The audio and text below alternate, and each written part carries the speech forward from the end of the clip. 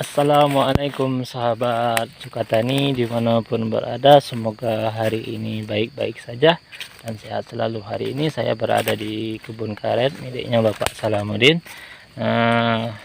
Sahabat Sukatani sering bingung ingin menentukan pilih bibit okulasi atau bibit alam atau dari biji. Bibit okulasi sendiri bibit hasil stek dari biji, kemudian mengambil mata tunas bibit unggul, itu bibit okulasi. Dan bibit biji karet alam sendiri langsung dari mengambil biji yang bibitnya unggul kemudian ditanam secara langsung, itu dari biji ya. Ini contoh bibit tempel atau bibit okulasi. Sahabat pasti bingung ingin membuat kebun bibit okulasi atau karet alam. Semua di antara kedua jenis bibit tersebut sama-sama bagus, hanya saja ada kekurangan dan kelebihannya. Kalau kita menginginkan kebun karet yang okulasi, maka kebun karetnya tidak bisa bertahan lama, atau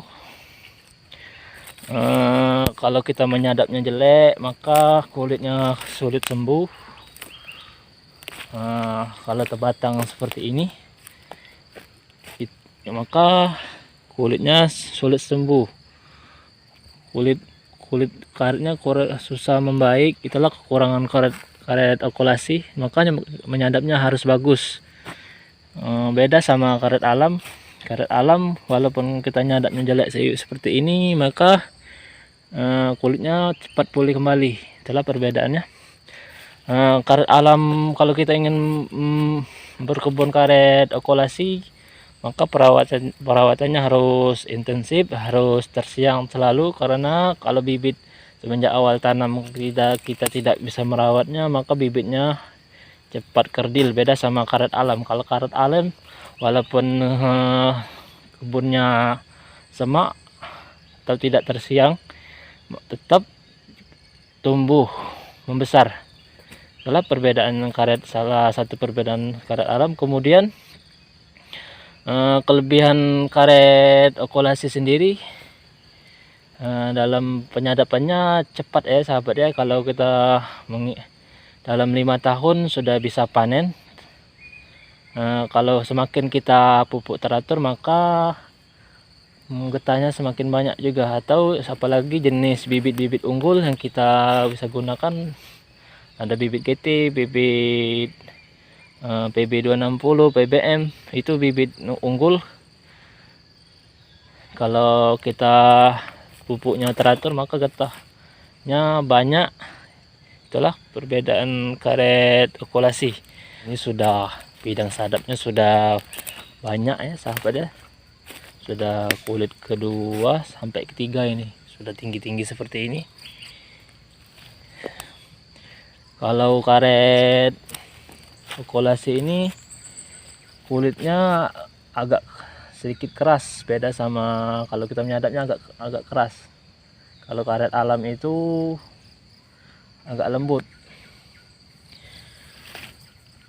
maka kita menyadapnya harus bagus, jangan sampai terbatang. Kalau terbatang seperti ini, tergores seperti ini, maka sulit sembuh. Beda sama karet alam.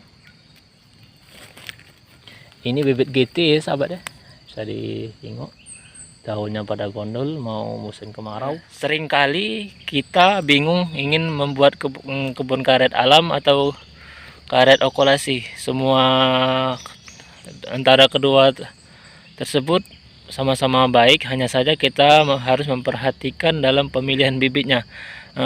Karet alam sendiri getahnya banyak, hanya saja kita harus memilih bibit yang unggul, getahnya banyak. Kita mencari biji yang getahnya banyak, baru kita bisa jadikan bibit. Harus tua juga. Begitupun bibit karet hasil okulasi sama-sama bagus juga kalau ingin. Hanya saja ada kekurangan dan kelebihan masing-masing. Sekalipun kita menanam karet alam, kalau bibitnya tidak bagus maka tidak banyak getahnya. Begitupun juga karet okulasi, kalau enteresnya tidak bagus maka getahnya tidak banyak juga nantinya. pas masa sadapnya. Ini contoh karet alam sudah tua. Kelebihan menanam karet alam sendiri, usianya panjang dibandingkan karet okulasi. Walaupun kita nyadapnya jelek, maka perbaikan kulitnya cepat. Itulah kelebihannya.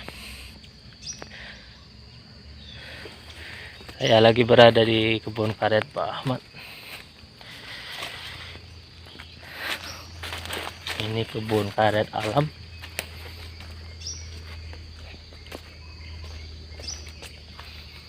Hanya saja karet alam ini masa penyadapannya agak lama dibandingkan karet okulasi. Lebih kalau kita ingin memulai menyadapnya lebih di atas 5 tahun ke atas, 10 tahun baru bisa kita sadap. Itulah perbedaannya. Karet alam yang sudah tua ini 20 tahunan ini.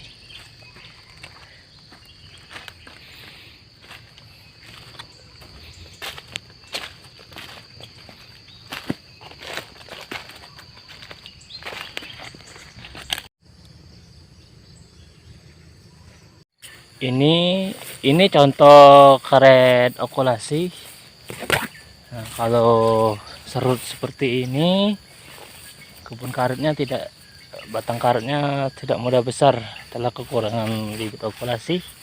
Beda sama karet alam.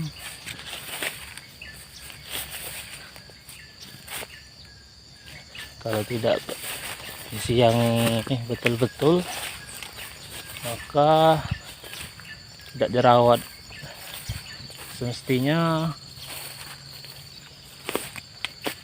masa panennya tertunda.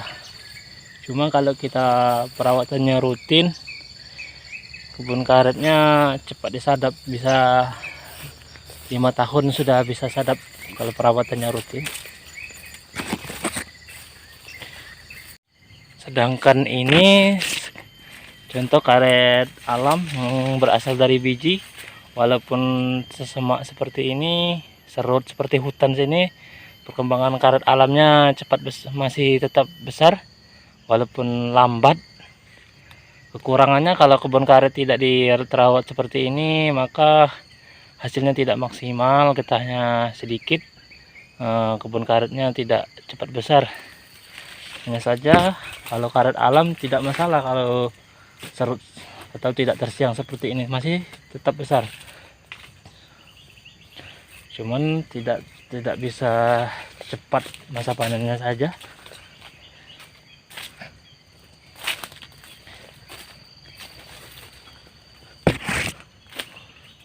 Ini kebun, ini batang karet semua di dalam-dalam seperti ini.